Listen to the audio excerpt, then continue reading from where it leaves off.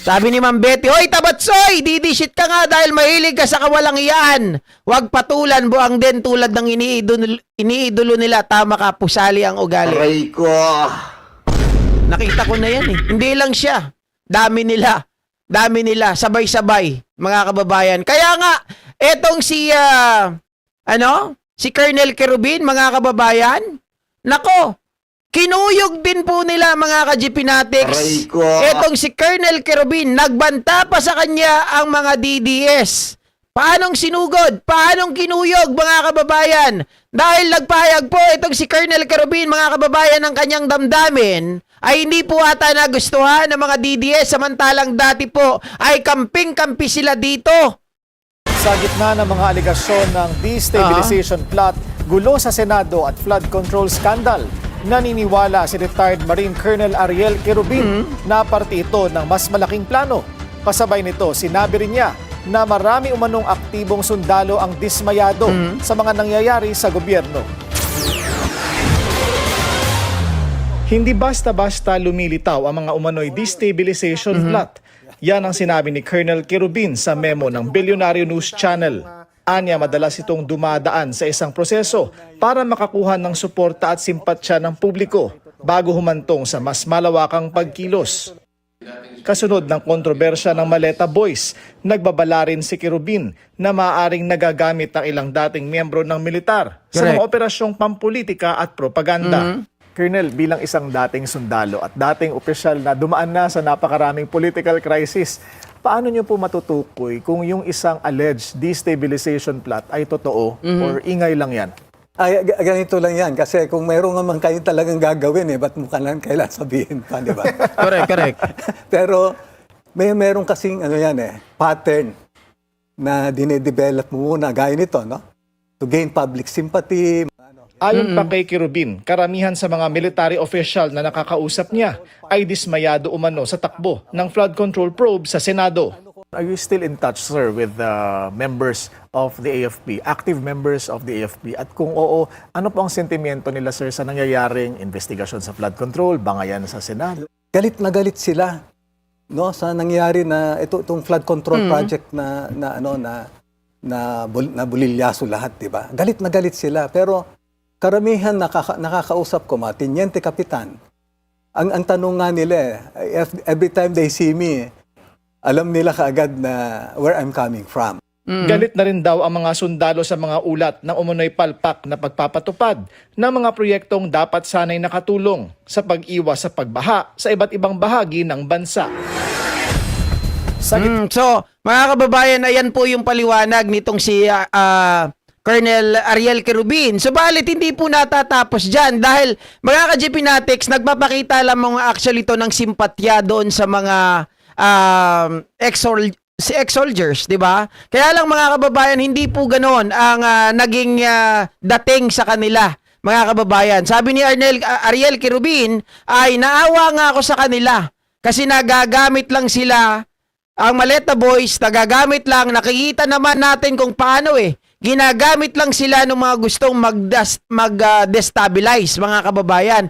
Kaya lang etong mga DDS, sinugod ang post na ito ni Ariel Kerubin, mga kababayan. Dahil ito po, mababasa nyo po sa mga comment ng mga DDS dito, mukhang nabigyan na ng valor. Nasilaw na rin. Ayaw maniwala doon siya naniwala kay Madriaga. Aray ko. Subaw-saw ka pa, isa ka rin palang ulupong. Diba? Mga kababayan, tama, wawa naman, bobo kasi. Aray ko. Mukhang buhaya na yan Bakit maraming tao na bulag sa pakiramdam ng karamihan Pilipino? Kasi busog na ang buhaya. Buhaya na ang tawag kay Ariel Kerubin, mga kababayan. Samantalang, maliwanag, kung ikaw po ay nag-iisip, kung ikaw po mga kababayan ay nandyan ba po ang utak mo sa ulo mo, Aray ko. no? Makikita mo kaagad and you can simply say kung ang mga sinasabi po ng mga 18 Marines ay credible or not. 'Di ba? Kaya sabi ni Ariel Kerubin, naawa ako sa kanila kasi nagagamit lang sila. Aray ko. Pero yung mga DDS, hindi nakikita yun. Mga kababayan, ang nakikita nila, bayad daw si Kerubin. Di ba? Oh, sabi ni Ami Sanchez, nahilo na din to. Oh, hindi bagay sa matandang ito ang apelyedong Kerubin. Mas maganda siguro gawin nating Ariel walang malay dahil wala siyang kamalay-malay na may mga hawak na video o picture sa mga politikong tumanggap ng maleta. Aray ko. Ganyan. Nagtataka lang ako, 'di ba? Ang Panginoong Diyos nagbigay ng utak ng mga tao. Inilagay, mga kababayan, ang utak nandito kumpara dito. Mga kababayan, ibig sabihin superior siya. Pero kung hindi mo magagamit ng maayos, anong silbi na mayroon kang utak? Aray ko. Diba? So sabi ni Gerson, naku sayang sir, believe naman ako sa iyo pero wag naman ganyan sir. Hinuhusgan mo agad ang kapwa mo militar. Nag-retire na po kayo kasi matanda na at hindi na pwede sa serbisyo pero alalahanin mo, matanda na mababa na ang buhay. Kayo wag dumihan ang kaluluwa sir. Aray ko. Diba?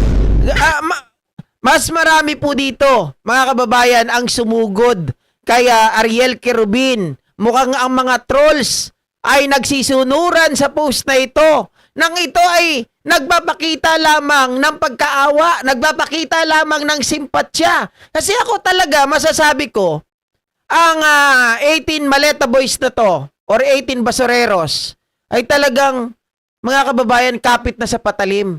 Talagang masasabi mo, naggawa-gawa na lang. Hindi ko sinasabi lahat mali. Hindi ko sinasabi lahat, mga kababayan, ay walang tama sa kanilang mga sinasabi. Kaya lang mas nakikita po ang kanilang gawa-gawang kwento. 'Di ba? O isa-isahin natin yung sa cellphone. O, anong nangyari doon sa cellphone?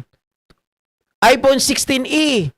2024 pa lang daw nabigyan na sila. Eh kailan ba lumabas 'yon? 2025. Ang pre-order February, March pa. Matatanggap, mga kababayan, 2025. Kay Tito Soto, kay Ping Lacson, na sinasabi nila sumakay sa eroplano ni Zaldico. Mga kababayan, oo, sumakay. Pero sabi nila, ang circumstances ay nung time na yon nakatanggap ng pera, mali-maleta, si Tito Soto, mga kababayan. 'Di ba? Sabi nila. Pero kung iisipin natin, 2022, sino ang presidente nun?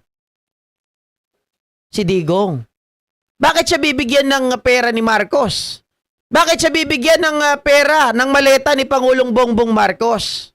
'Di ba? Una, magkalaban sila sa politika. Parehas na tumatakbo. Si Ping Lacson, mga kababayan, for president.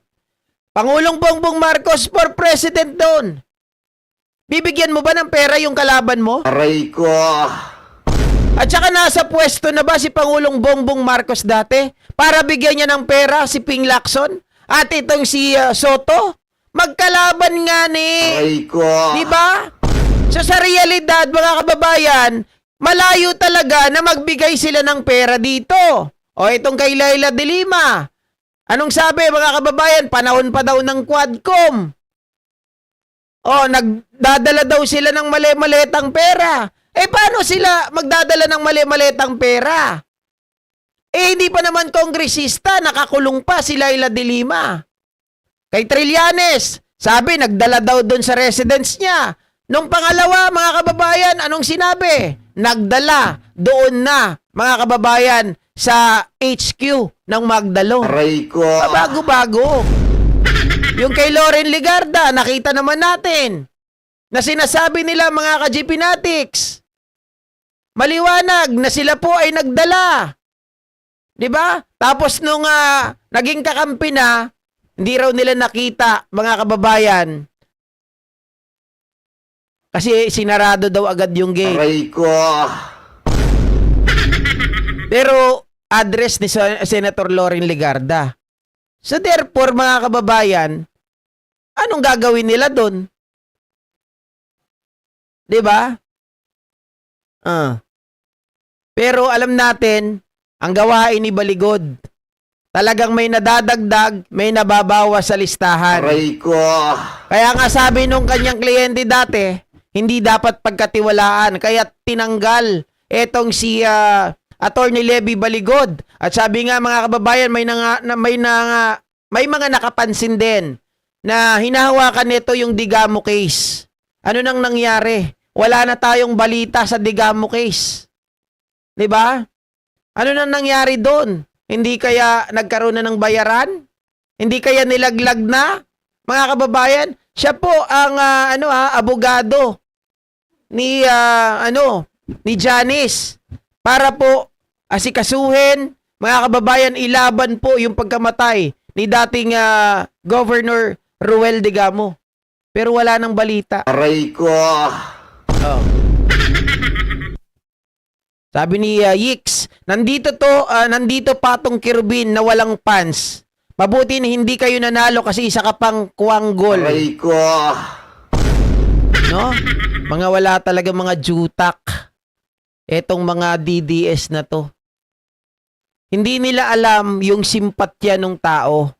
Kernel ito. Ano ba ang naging ranggo ng mga 9 discharge, 5 AWOLs, mga kababayan, at yung 4 pa? Ano ba mga ranggo nila? Mga ranggo lang ata, mga mabababa eh. Aray ko. Ito, Colonel. At maliwanag yung kanilang nakikita. Saan ka ba naman nakakita, mga ka-GP, na ang naka-experience daw di umano ng kanilang nalalaman sa pagdi-deliver ng maleta, pero ang sumasagot ay yung abogado nila. Aray ko. Di ba? Oh, yung abogado nila ang lagi pong umaagaw ng mikropono. Alam naman natin ang gawain ng abogado eh. Tingnan nyo yung abogado ni Ramil Madriaga. Pinababayaan niya si Ramil Madriaga na sumagot. Di ba si Attorney Raymond Palad, nagsi-cellphone lang, naglalaro, habang si Ramil Madriaga, pag tinatanong mo mga kababayan, dire-diretso, wala nang second thought. Talagang alam niya kaagad yung sasabihin niya. Samantalang, itong 18 basureros, mga kababayan, nagtuturuan. Leading question na, 'di ba? Leading question na, may spokesperson pa.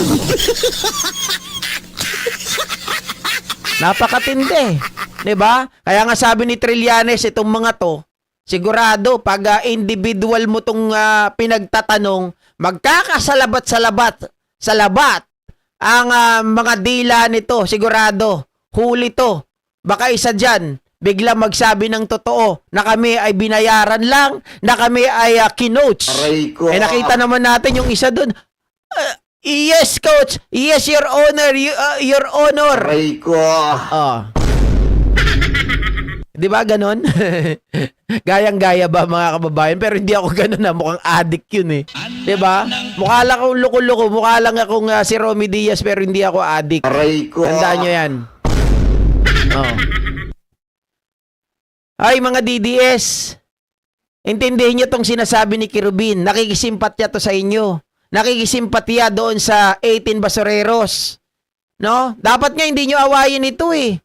Kasi sana, habang sinasabi ito ni Ariel Kirubin, ni Colonel, mga kababayan, sana nag-iisip rin kayo sa sarili nyo. Bakit kaya nasabi ito ni Colonel? Diba? May mali ba doon sa sinasabi nito? Para makapag-isip-isip at makapag-repent kayo. Aray diba? ko. By that time, baka malinawan yung mga utak ninyo. Diba? Na may mali sa mga utak ninyo, baka tornilyo nyo nakalas na. Ay, Diyos mio Marimar, mga kababayan. Hindi ko talaga lubos maisip na naghahanap lang ng katotohanan. Diba? Lumabas kayo, lahat ng sabihin nyo dapat totoo. Mag-submit kayo ng affidavit ninyo individually.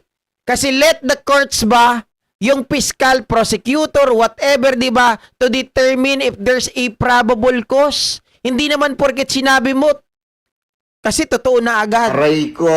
Diba? Bakit ayaw nyong panumpaan? Ba't ayaw nyong mag-submit ng affidavit individually? Yan lang ang makakapagligtas sa inyo. Kaya lang, sira na kayo eh. Wasak na yung mga argumento ninyo. Di ba, guys? Kitang-kita naman eh. Sino ba ang sumasagot? Ay, nako. Anyway, maraming salamat po muli sa inyong lahat, mga kababayan. Sa lahat po ng mga naririto, shoutout time sa ating lahat. Shoutout po mga ka-GPnatics. Oh. Sa lahat po ng mga naririto, Sir Antonio Magalona, Sir Leo, Sir Ben Belio, Lilian Robera, Corazon Taico, Josephine Talusig, Loida Garner, Day Garcia, Dana Dana Manggao, Florecita Bermudo, Arnedo Ulaes, Pearl, shoutout kay Erwin Palacios, Justoni Supot. Bakit naman Supot? Diba? Ay, sorry naman. Nagbibiro lang. Mami LB Somera, Susan Tolentino, shoutout kay Melvin Bacara, Gloria Mayore, kay Troy Perez, Man from Manila, Carmi Shock, shoutout kay Betty Pulmones, shoutout kay mga kababayan, ito hindi ko mabasa, nakalimutan ko na, kung ano yung pangalan nito. Yung Japanese ata to, Chinese mga kababayan. Sorry, hindi ako masyadong makaano ngayon dahil mabagal yung net natin. Hindi, tawag dito, hindi ko matagalog yung pangalan ninyo. Kung Japanese ito mga kababayan, yung sabi niya naninindak, pakisabi nilang kung ano pong pangalan nyo para may shoutout. Joy Ugawa, Happy Daisy, Reynaldo Balgos. Shoutout mga kababayan kay Mamona Neses, kay Devina Bernardo, Medelina, Maribig Giray, Gerardo Ramirez, Jonas Binabides, Ludi Turia, kay Miu, Caroline Del Carmen, at syempre mga kababayan, Edith Atinaya, Cecilio Bagos, Mary Ann, Shiputin, Ami Panaligan, Mona Neses, Royal November, Joy Ugawa, Christina Romanela, Jeanette Ernacio, Crispino Sukayan, at kay Winter Hon, Jocelyn Juana, Kabsat, shoutout Mauricia Flores, Naomi Shin, at kay Jamer Nova, Matea Rescar, shoutout kay Winter Hon, shoutout din kay Matea Rescar. At sa lahat po ng mga silent viewers, kay Ma'am Cristina Romanela, Crispin Sukayan, maraming salamat po muli sa inyong lahat mga kababayan. See you!